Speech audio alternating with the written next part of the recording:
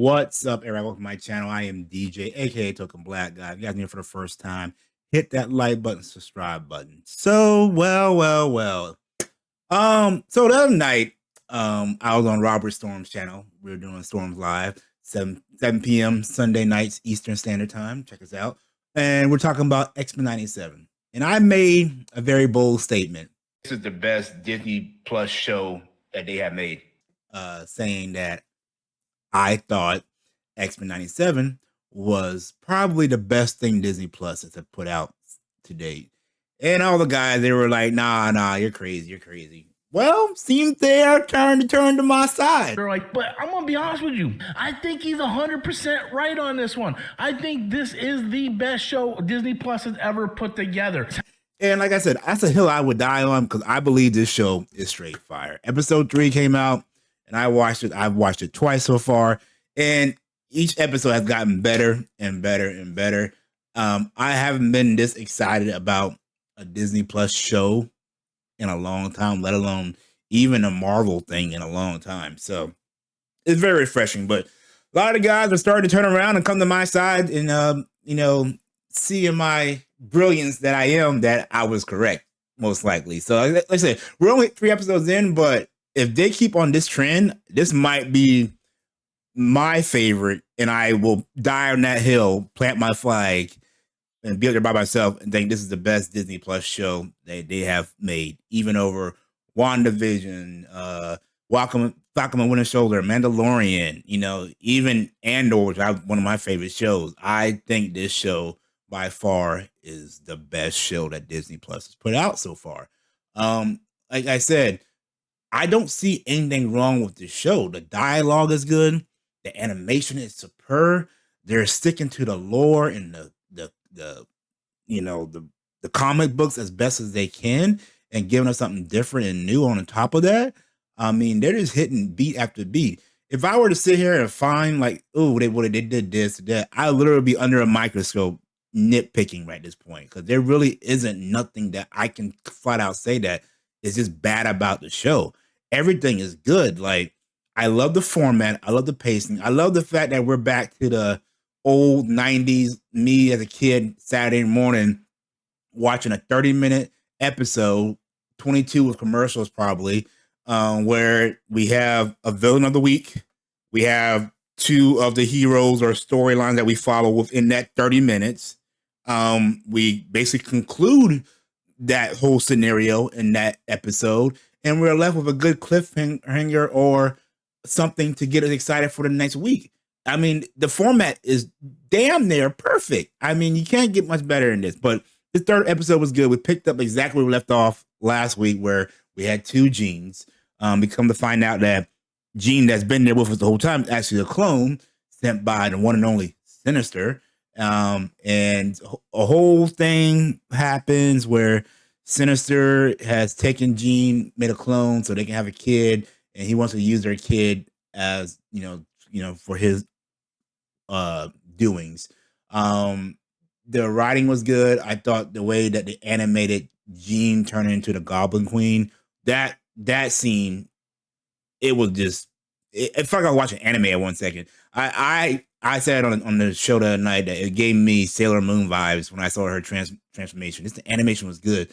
I love how every episode we have a character shining. Like this episode, I thought Bishop shined really good. Obviously, Goblin Queen, she shined.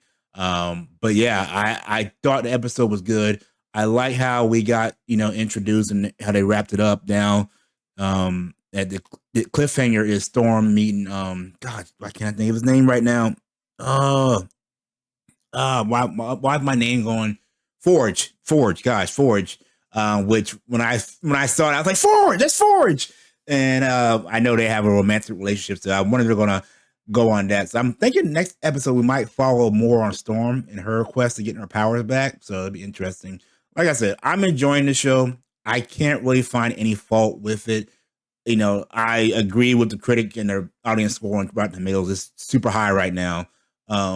People who are complaining about it being woke and everything, y'all are just idiots. I'm sorry. Y'all don't know X-Men. You don't know the essence of X-Men. I'm not saying you don't know every character. I'm just saying you don't know the true heart of what X-Men truly is. So shut up. I'm just tired of these people trying to find whatever they can to make a woke agenda or whatever. Everything isn't woke. Some things are just what they are and let it be.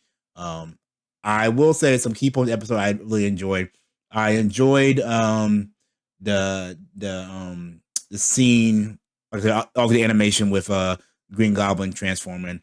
I enjoyed the banter scene between Gambit, Morph, and Wolverine. That scene was funny.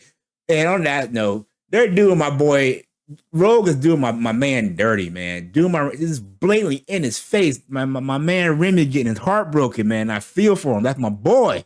That's my boy.